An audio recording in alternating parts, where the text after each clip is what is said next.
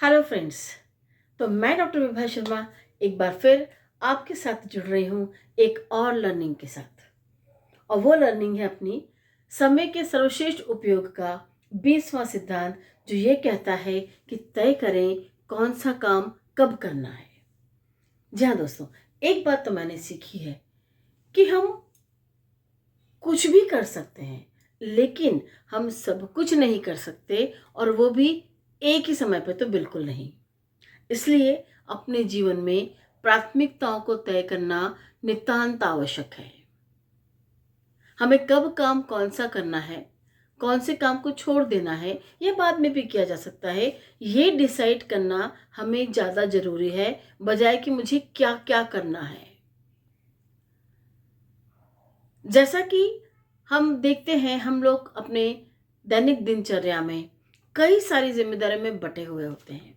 जैसे कि एक महिला को पत्नी, माँ, बहन, बेटी सबका रूप निभाना होता है।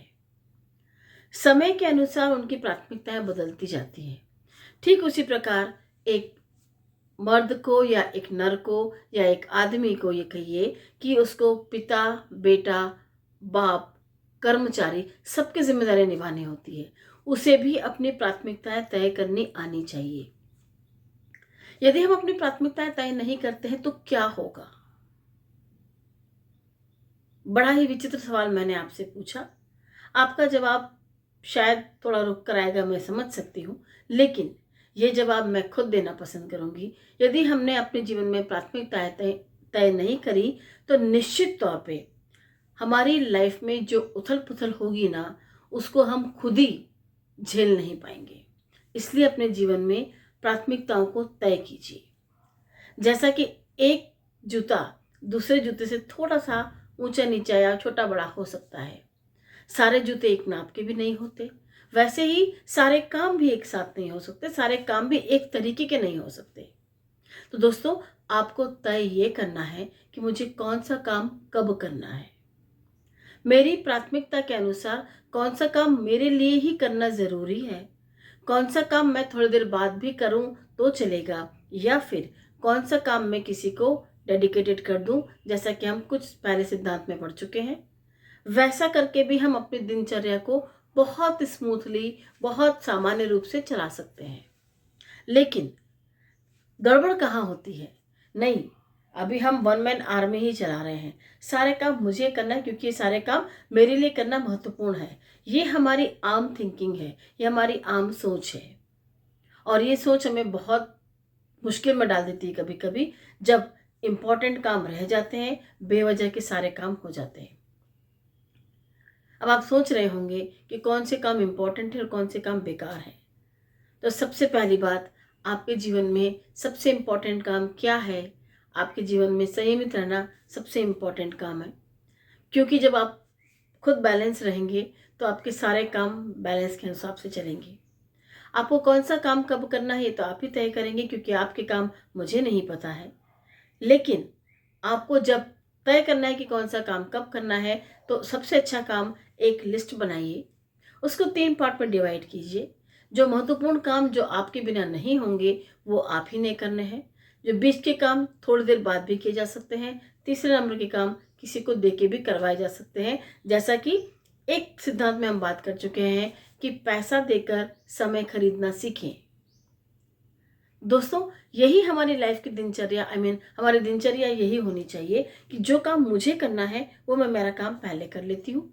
जो काम मैं थोड़ी देर बाद कर पाऊंगी, चल जाएगा, वो मुझे बाद में करने चाहिए। और जो काम मैं किसी से करवा सकती हूँ, चाहे थोड़ा पैसा देना पड़ेगा, लेकिन मैं उस काम को करवा लूंगी। फाइनली क्या होगा, दिन ढलते ढलते मेरे सारे काम पूरे हो जाएंगे।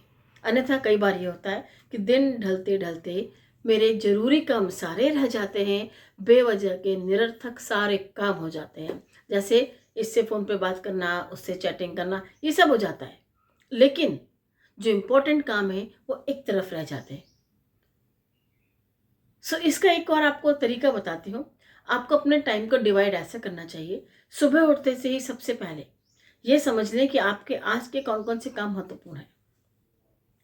किसी दोस्त से बात करना इतना जरूरी नहीं है, उसके लिए हम शाम का समय निकाल सकते हैं जब हमारे पास कुछ काम नहीं होता या हम ऑफिस से घर आते आते बात कर सकते हैं। कुछ सामान जरूरी लाना है, ऐसा सामान है जो कि आपके ऑफिस के रास्ते में आने जाने पे आप कभी भी ला सकते हैं, वो सामान आप उस समय ले आइए। आपको एक बड़ा मजेदार किस्सा सुनाती हूँ।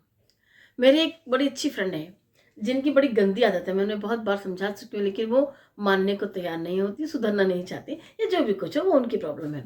उनके हस्बैंड दिन भर में 10 बार बाजार दौड़ते हैं, भला मानुस एक बार भी मना नहीं करता। यदि वो कभी कह देते हैं कि मुझे आज भजिया खाने की इच्छा है, तुरंत कहती है बेसन ले आओ। यदि वो कहते हैं हलवा बना दो, तुरंत कहती जाके सूजी ले आओ। कहने का मतलब ये कि ये सब सामान आप हफ्ते में किसी एक दिन फिक्स कर लें जिसमें आप अपने घर के सारे छुटपुट काम कर लेंगे। राशन पानी जो लाना है वो ले आएंगे। पूरे हफ्ते की जो भी खरीदारी करनी है आप उस दिन कर लेंगे, ताकि आपको समय पर बाहर नहीं भागना पड़ेगा और न ही कभी कोई मेहमान आएगा तो आपको बड़ी अजीब सी सिचुएशन फेस करनी पड़ेगी। क्योंकि हम टाइम को मैनेज नहीं करते, इसलिए टाइम हमें मैनेज नहीं करता। और इसके लिए ज़रूरी है हमें अपने समय प्रबंधन को बहुत बहुत बहुत सूक्ष्मता से जांचना परखना होगा, और साथ ही साथ हमारी जो इच्छाएं हैं उसके हिसाब से अपने टाइम को सेट करना होगा। मैं कई बार देखती हूँ बच्चे लोग इंटरनेट पे काम करते हैं, हम लोग भी इंटरनेट पे काम करते हैं। कोई एक छोटा सा मैसेज देखा, चैटिंग करते करते करते करते पता नहीं कितना समय खराब कर देते हैं। कुछ देखा, सर्फिंग की करने गए थे, कुछ करते करते 2-2.5 घंटे सर्फिंग में निकल गए, पता ही नहीं चला कब चले गए। फ़ोन पे बात कर रहे हैं लोग, घंटा घंटा फ़ोन पे बात करते हैं। क्या बात करते हैं मेरे समझ में नहीं आता। उससे तो अच्छा सामने वाले से मिल लो, रूबरू बात भी हो जाएगी, मिलना जुलना भी हो जाएगा। लेकिन नहीं, एक ही शहर में रहते हुए भी हम 1-1 2-2 घंटा फ़ोन पे बात करते हैं। कितनी विचित्र बात है ना, लेकिन है, ये सच है और ये आप भी मानेंगे।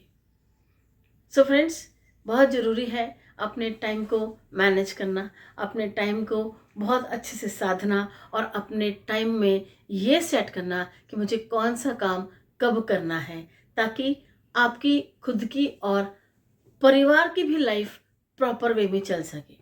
अन्यथा मैं कई बार देखती हूँ कई लोग सिर्फ टीवी और मोबाइल में इतने व्यस्त रहते हैं कि उन्हें खुद के भी खाने का होश नहीं रहता।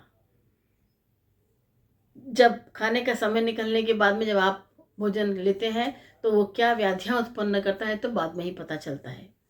तो ये मत समझिए कि समय प्रबंधन नहीं करने पर हमारी हेल्थ पर असर नहीं होता, हमारी हेल्थ पर भी बहुत ज़बरदस्त असर होता है।